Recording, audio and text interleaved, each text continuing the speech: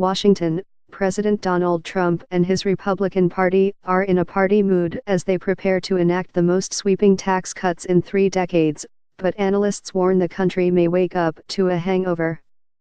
The centerpiece of the $1.5 trillion legislation is a series of deep cuts for businesses that Republican leaders say will spur productivity and job creation and nudge an already humming U.S. economy even higher. Enjoy and create many beautiful jobs. Trump tweeted on Tuesday, hours before the House approved the package, bringing his administration to the cusp of its first policy triumph in Congress. The measure now heads to the Senate for a decisive vote expected late in the night.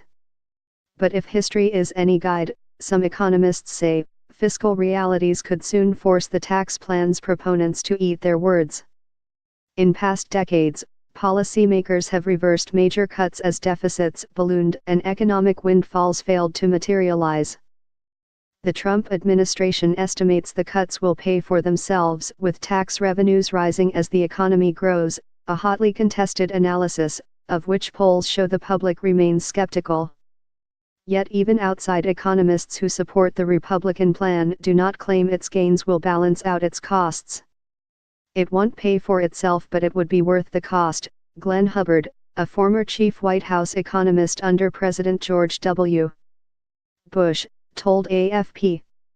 Hubbard was one of 9 Republican economists whose views were touted by Treasury Secretary Stephen Mnuchin, in advancing the claim that the plan would increase GDP growth by 0.3% a year over a decade.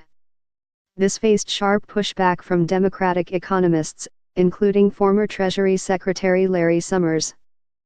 Major tax cuts enacted in 1981 and again in 2001 to 2003 ultimately suffered U-turns as policymakers faced a worsening fiscal outlook and politically unpalatable spending cuts.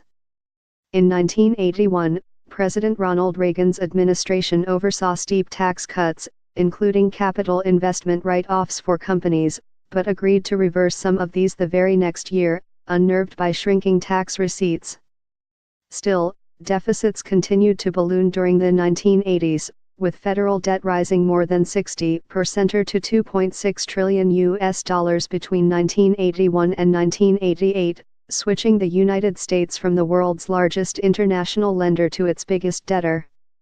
Nevertheless, that year presidential candidate George H.W. Bush uttered 6 fateful words he quickly came regret, read my lips, no new taxes. You're going to regret it.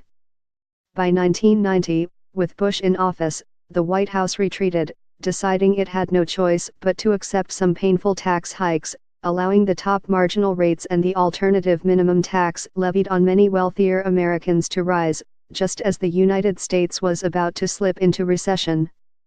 The move immediately opened up a chasm with Bush's own party, sending his political team into disarray and exposing the president to ridicule from rival candidates.